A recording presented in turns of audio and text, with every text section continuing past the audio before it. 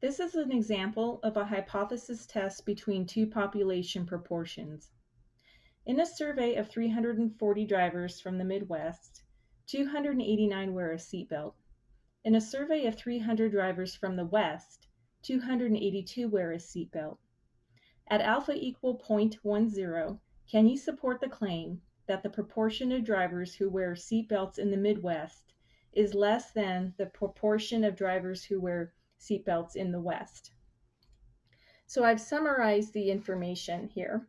For the Midwest, the number of successes, which I'll denote x sub 1, is equal to 289 out of the sample size of 340. So I've labeled Midwest as sample 1. For the West, the number of successes was 282 out of 300. And again, I've labeled that as sample 2. Now I want to use the normal approximation to the binomial distribution. So we need to check that we can do so. One condition is that the samples are independent. In other words, I don't have any paired data here, and that is obvious from the problem. I have two independent regions. And the next condition is that are these four products all at least 5, where this p bar is the pooled proportion. We do that because we assume the proportions are equal in our null statement. So under that assumption, we need to check that the pooled proportion and the complement to that multiplied by all of the sample sizes, all of those are at least 5. To find this pooled proportion, you combine the sample sizes in the numerator. You combine the number of successes in the numerator and the sample sizes in the denominator. I went ahead and did this before I started the video. That came out to be 0.892. That's the pooled proportion. And the complement to that is 0.108. So here are the four products. Is 0.892 times 340 at least 5 and 0.108 times 340 at least 5? Well, they are well above 5. So for the first sample size, the conditions are met. Doing the second sample size is 300 times 0.892 at least 5 and 300 times 0.108 at least 5. And again, yes, both of those are at least 5. So I can go ahead and use the z distribution for the critical value or values, and our standardized test statistic will follow the z distribution. Now I'm going to do this in the TI-84. In other words, I'm going to get the standardized test statistic and p-value from the calculator directly. But if you wanted to input the information into the formula, you can.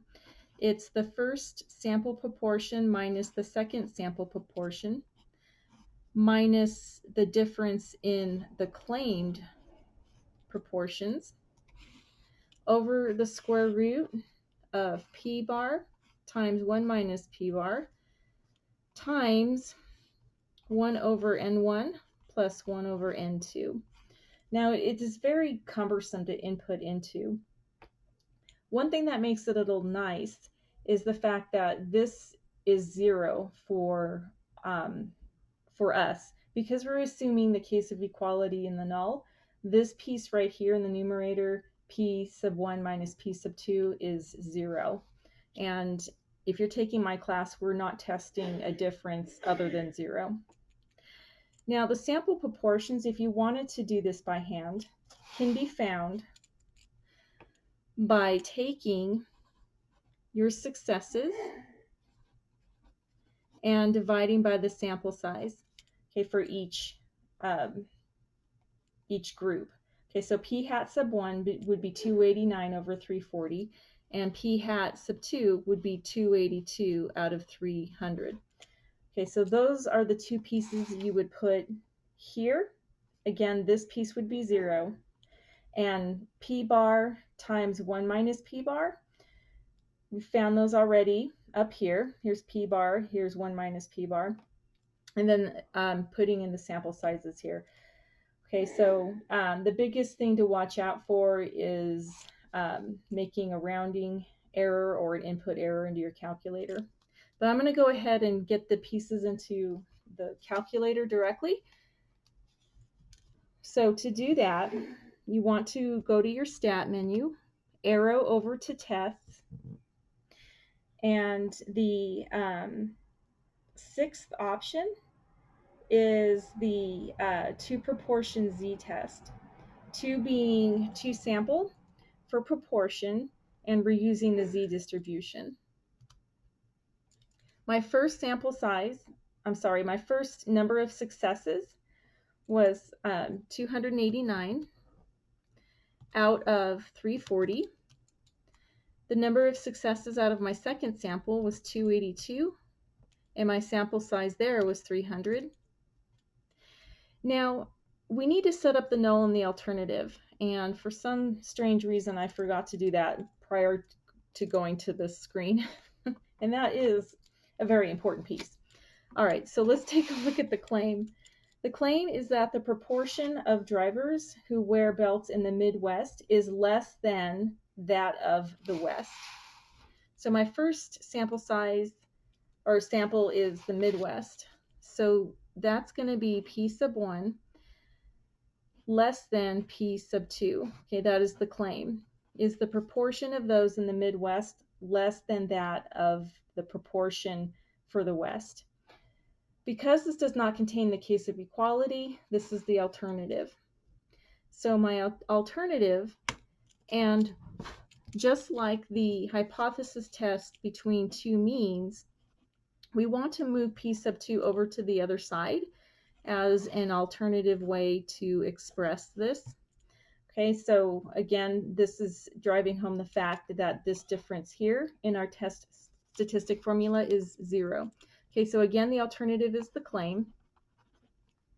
And in the current text I'm using, the null statement is the strict case of equality. Okay, so I have a lower tail test. So I can change the direction of my alternative if I need to. Okay, it's less than for this problem. Down arrow to calculate. And my standardized test statistic is negative 3.66. Okay, so if you did this all by hand, you would get about negative 3.66. And we can go ahead and find the critical value for this. The given level of significance for this problem was 0.10, and it's a lower tail test. So I have 0.10 amount of area in that lower tail. I expect my critical value to be negative. I could go ahead and find that using my inverse normal distribution. At this point, finding the critical value for anything that is a test statistic that is a z-score should be familiar. Okay, this is the same process as finding the critical value for a single sample population mean hypothesis test when sigma is known. It's the same for when we tested between two population means when the standard deviations were known. In both of those cases, we used the z distribution. Okay, so this piece should be very familiar. All right, I have a left tail. So that critical value is negative 1.282. The standardized test statistic is negative 3.66. That is well in the rejection region. So I know my decision is to reject the null hypothesis. We are in favor of the alternative. So to answer the question, can you support the claim that the proportion of drivers who wear seatbelts in the Midwest is less than that of the West? Yes, there is sufficient evidence to support that claim. Now, to get the p-value, we can go back to our hypothesis test, it should have the information still saved. There we go. So I can just quickly run it again. And we'll see that this p-value is very small. Now the p-value is not 1.24. Okay, that is not a valid probability. Okay, you definitely have to remember scientific notation. Okay, the p-value is actually 1.24 times 10 to the negative fourth power. Okay, so that represents the area further to the left of our standardized test statistic. Okay, and it's less than our level of significance. That's supporting our decision to reject the null. So our p-value is 1.24 times 10 to the negative fourth. Our level of significance was 0.10. The p-value is less than this, so the decision is to reject. If I changed my level of significance to 0.05, okay, and expressing this in expanded form, we'd have 3 leading zeros and then the 1, 2, and 4. This is still less than 0.05. The decision would be to reject. If I demanded even more evidence, the decision would still stay the same. Okay, so this confirms the fact that our standardized test statistic is way out in this tail. Okay, so we're going to be rejecting the null at all common levels of significance.